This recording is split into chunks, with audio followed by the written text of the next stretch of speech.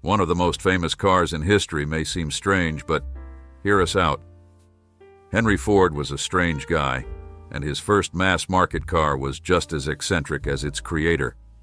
Ford was a minimalist, which might explain the list of things he felt his Model T didn't need: front brakes, shock absorbers, a water pump, and, in the entry-level Model T Touring, a driver's door. Charles Kettering revolutionized driving with an electric starter in 1911. But it wasn't until 1919 that Ford reluctantly offered it, and then only as an option. Even the layout of the three pedals is not what it seems. The left pedal is the forward shift, the center pedal is reverse, and the right pedal is the brake. Where is the accelerator? On the steering column, of course. Despite the booming advances in the auto industry, Ford built the Model T almost unchanged for the better part of 2 decades before finally giving in to the pleas of his son and sales staff and replacing it with the updated Model A.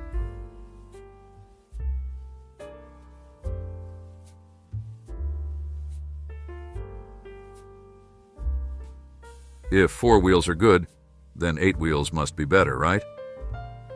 Milton Reeves thought he could smooth out the ride on primitive rutted roads by emulating the leveling suspension used on railroad cars. So he modified what had once been a great 1910 Overland to create this 8-wheeled oddball. Unfortunately, the result was a 20-foot-long car that seated only 4 people, and its $3,200 price tag, well over $90,000 today, certainly didn't help its popularity. Reeves tried to create a 6-axle version called the Sextauto. But despite the more attractive name, it was not more successful. Today, neither octocars nor sextocars exist, perhaps because no one has room to park them.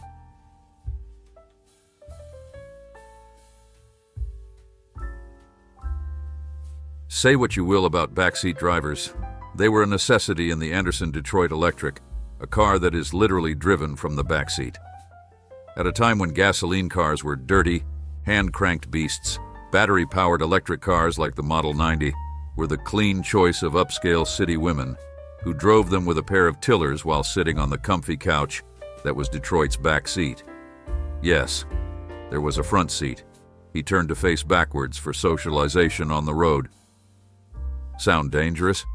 Keep in mind that the speed limit in the city at the time was about 10 miles per hour, and Detroit Electric could barely go 25, so a little social media interaction wasn't all that risky. Anderson did produce Detroit Electric models that featured a front driver position, but rear seat driving remained an option well into the 1930s.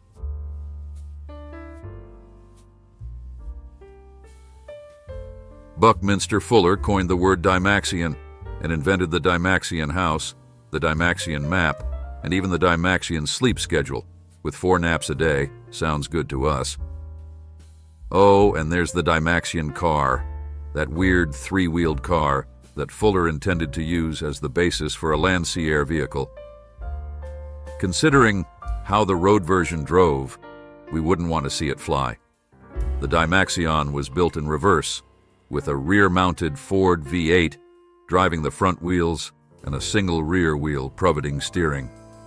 This gave it a ridiculously tight turning radius, as well as ridiculously unstable handling. Of the 3 Dymaxions built, 1 was destroyed, 1 was scrapped, and 1 was used as a chicken coop before being rebuilt. Reliable replicas have been built since then, but we should still breathe a sigh of relief because the future of cars wasn't all that strange. This strange little car was designed by Italian refrigerator manufacturer Isetta, a company that was clearly staying in its comfort zone when it decided to create a car where the entire front end was a door. The original Isetta was designed as a 3-wheel drive, which made it ridiculously unstable. So Isetta designed a narrow track, rear axle, that would save a few liras by eliminating the differential. The Italians soon decided that refrigerators were best left in the kitchen, so Isetta licensed the design to several automakers, including one well-known Bavarian company. BMW modernized the ISO's design, but kept the same quirky shape, and the BMW Isetta has since become one of the world's most beloved microcars, as well as one of the weirdest. The Goddess is best known for its distinctive looks and self-leveling suspension, but not everyone realizes just how overly complex, or perhaps better said, how French, the DS actually is. It's all about the hydropneumatic suspension, which is not just a suspension.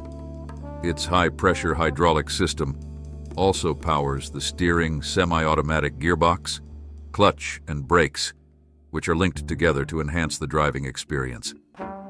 Cool, right? Yes, until it breaks, which happens with a regularity more British than French. Experienced DS drivers know that if the steering gets heavy and the transmission starts to drag, it's time to stop because brake failure is inevitable. Citroen used its strange hydropneumatic system in various models until 2017.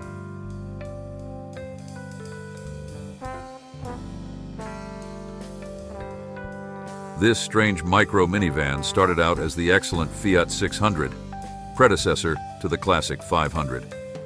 With a tiny 0.6-liter four-cylinder engine mounted in the rear, the 600 had a trunk in the front, until someone at Fiat came up with a better idea.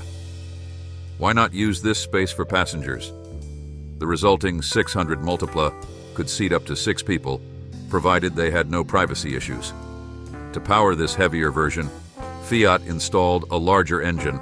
Oh wait, no, it's not. The 600 Multipla used the same 21 HP engine as the regular 600, with low gearing as the only compensation for the extra weight. 0-100 km/h was literally impossible, as the Multipla topped out at 57. British Car Magazine Motor calculated the time to 50 in an excruciating 43 seconds. Surprisingly, Fiat continued to produce this strange little people carrier for over a decade. No list of weird cars would be complete without the Amphicar, a hybrid that was half car, half boat, and half not very good at being either a car or a boat. This twin-screw setup, so named because buyers wind up both the car and the boat they bought, was a distant descendant of the World War II German Army VW Schwimmwagen, powered by, a term we loosely use, a rear-mounted 1.2 engine. Liter Triumph engine with only 43 horsepower. On water, it could barely reach 7 mph, and on land, it wasn't much faster. 0-60 Mach took about 40 seconds and a top speed of 70. The front wheels steered the car both on land and in water. There can be a healthy debate about what environment they were less effective in. Amphicar production ceased in 1963. The cars were assembled from leftovers until 1965, and it took another 3 years to unload the remaining stock. There are no more important questions in the course of human activity than, how do we get to the airport? Back in the 1960s and 70s, the answer was often an airport limousine, usually a station wagon stretched to an absurd length. But stretch Olds Toronado? GM's personal luxury sports coupe? In 1968, this was the equivalent of building an airport limousine out of a Lexus LC. We guess we get the point.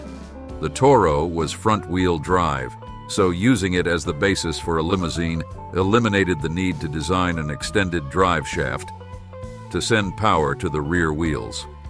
Instead, American Quality Coach simply had to design new front doors, a new panoramic roof, a new station wagon body with a tailgate and side windows, and a new suspension and braking system for the new third axle.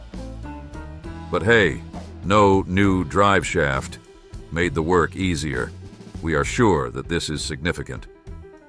Bond Bug is often considered the best of British three-wheelers, in the same sense that Stachybotrys is often considered the best of toxic molds. Produced by Reliance parent company, the scoundrels who produced Robin, the star of our list of the ugliest cars of the 1970s. The Bond Bug used a 31 HP engine. Later, the power was increased to 32, which turned out to be quite enough for the car, weighs a little less than a dish rag. The Beetle has no doors. The entire greenhouse tilts forward to provide access to the two seats and is said to be a lot of fun to drive, despite the inherent instability of the three-wheel chassis. The Bond Bug might have been more successful if Reliant hadn't priced it slightly higher than the four-wheeled Mini. Treasured by the few remaining owners it hasn't killed, Bond's Beetle is an eccentric English eccentric, the likes of which we may never see again. If you are interested, please like and write comments if you would like to see more such content about cars. See you.